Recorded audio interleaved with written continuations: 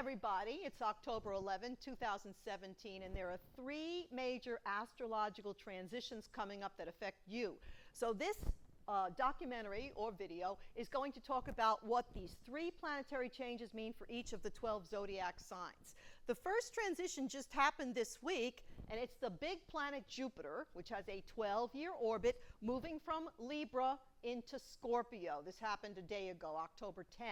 So Jupiter is where we magnify. Things tend to get bigger, and Scorpio is a sign of secrecy, sexuality, mystery, pursuits of the unknown, including the occult, but mainly it's the sign that shows us that everything we see is not everything that is. Scorpio is kind of Hades, the god of the underworld. And the Jupiter-Scorpio position, which will hold for about 1 year, will have a different influence on each zodiac sign because everything is elemental in astrology. Where Jupiter had been in Libra for the past year, that's an air sign, favorable to Gemini air, Libra air, and Aquarius air.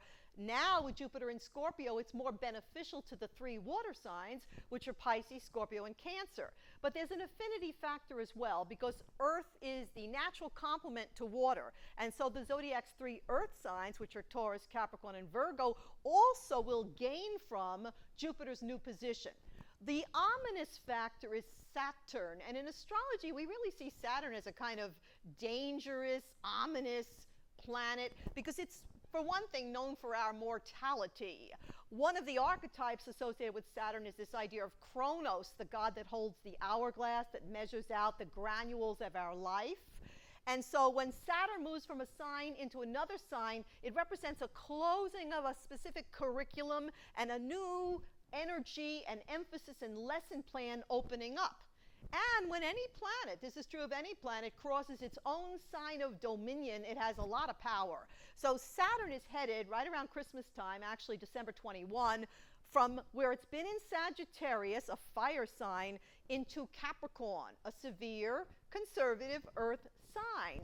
What makes me feel double worrisome is the fact that Pluto is also in Capricorn. It's been there since 2007, 2008. These planets retrograde and they appear to go backwards before they continue forward.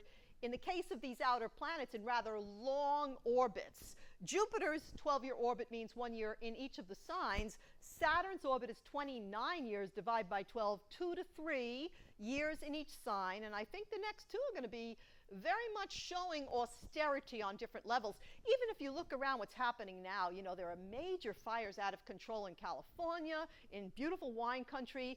Houston was just underwater with 50 inches of rain. Puerto Rico and various Caribbean islands have been inundated by hurricane winds and waters. The Florida Keys, one of my favorite places on earth, also hit hard by a hurricane. And this is just in 1 month. I mean, this is not like over the course of years. So there's a lot going on. A lot of people are literally rebuilding. And Saturn and Pluto are both planets that talk about endings. With Saturn, it's this idea of the sand coming out of the hourglass, measuring a new chapter in the book of our lives. Pluto is what I call the planetary demolition derby because it's about tearing things down to make way for new things. And what I was thinking with all the rebuilding after these hurricanes is if people rebuild in the same places with the same centralized energy, it's all going to come apart again when the next hurricane comes over.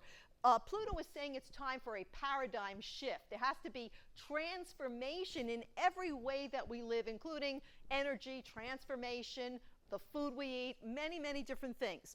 Now, the next planet changing will be Uranus, and Uranus has an orbit of 84 years. Divide by 12, it spends 7 years in each of the zodiac signs. So it's going to be moving from Aries into Taurus. And guess what? I missed it. It's not on here. I guess I lost the magnet. Anyway, imagine Uranus right here on this cusp moving from Aries into Taurus. We'll start with Aries. It's the first sign. Uranus has been in Aries for 7 years. Around spring of next year, 2018, it will be moving into Taurus. Taurus is a sign of food, and I see all these earth changes as creating an aggravating effect on harvest cycles and agricultural cycles. And the last time Uranus was in Taurus was indeed the time of the Dust Bowl, when there was so much hot weather and strange sandstorms, and it was just a mess for agriculture. And remember that Uranus is going to spend 7 years going across Taurus. From the perspective of an Aries person, Uranus-Taurus can create an upset or unprecedented new direction involving how they make money. Because when we start with Aries, Taurus represents the house of foundation and money making and how you ground yourself. At the same time, we have the Saturn-Pluto at what we would call your midheaven. That's the 10th house, and it represents career and goals. And whenever planets are in a square angle, a 90-degree angle, that's considered the hardest interaction possible between any two planets. It's not easy. So Aries are going to be dealing with the double whammy of the Saturn and the Pluto. Pluto is about halfway across Capricorn right now, a little bit more. It's about 16, 17 degrees. Each sign is 30 days, 30 degrees. So mainly that means that the people born to the first half of Aries have already dealt with Pluto, but you have not dealt with Saturn. And Saturn comes in, as I said, around Christmas time, December 21. And Saturn is kind of like, you know, the cosmic boot camp planet where it's going to kick you in the pants and say, get more responsible, take care of business.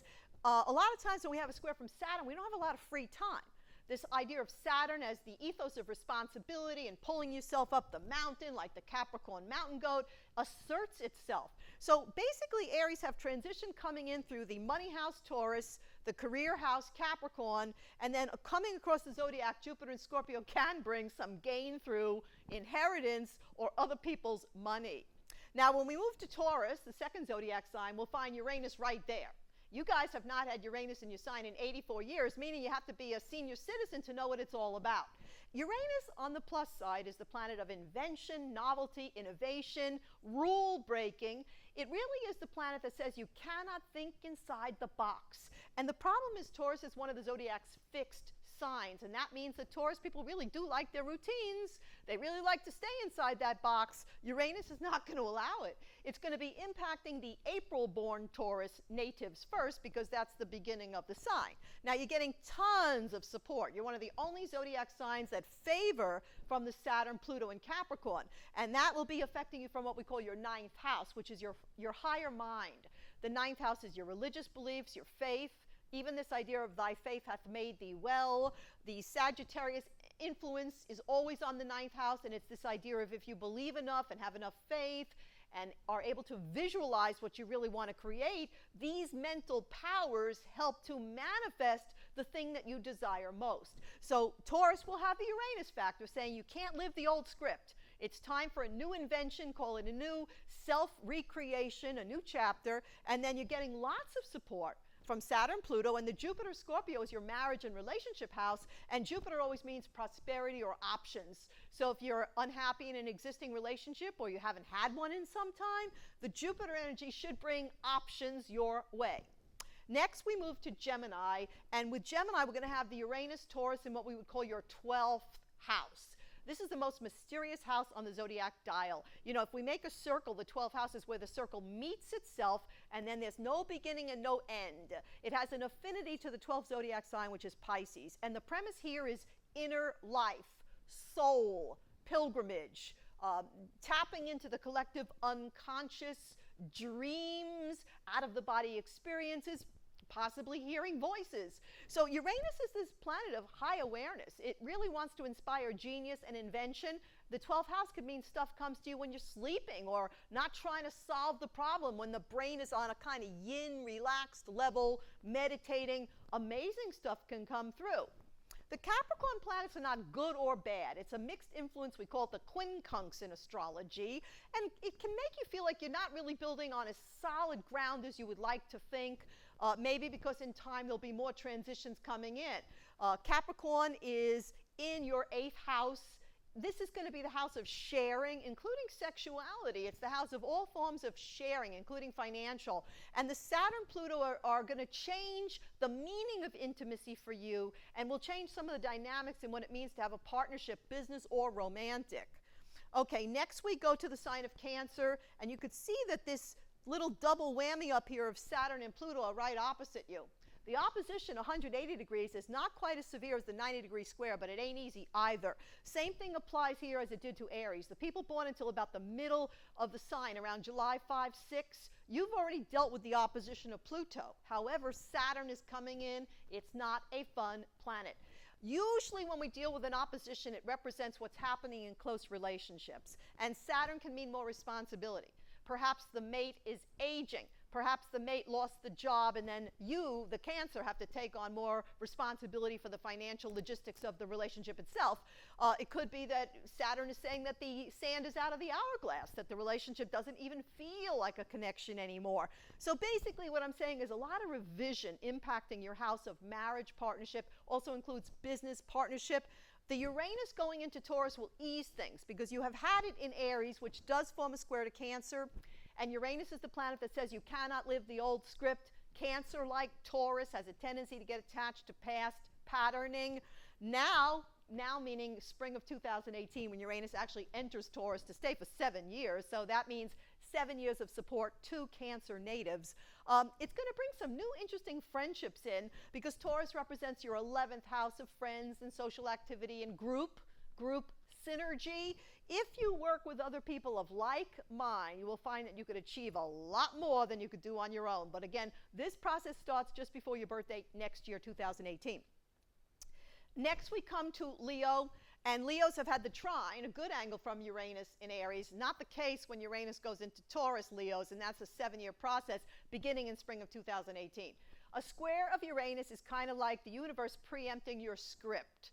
Most Leos, myself included, like to be movie directors. We want to control the script. And Uranus is the maverick planet. It's the planet of surprises, the unforeseen, the serendipitous, the spontaneous, and a lot of times a little bit accident prone, I've got to say. So the square of Uranus only happens twice in its 84-year journey, and it will affect the Leos born around July 23 to 28 first. It won't be the August Leos for another 2 years, but the square of Uranus is life sometimes throwing curved balls. The plus side is it forces growth, it forces innovation, which is Uranus's catchword.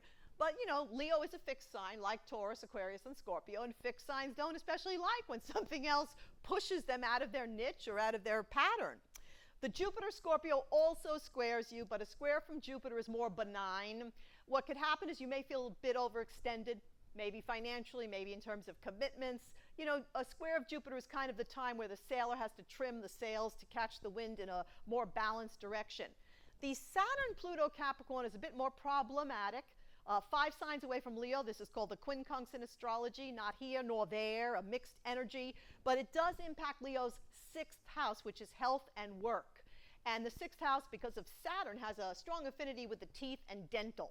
So you may find that, you know, in the next 2 years, you're going to be dealing with some medical or dental issue, hopefully something that you can preempt, like prevention being worth pounds of cure. Next, we go to Virgo. Virgo, you've got it made in the shade because the Uranus-Taurus favors you.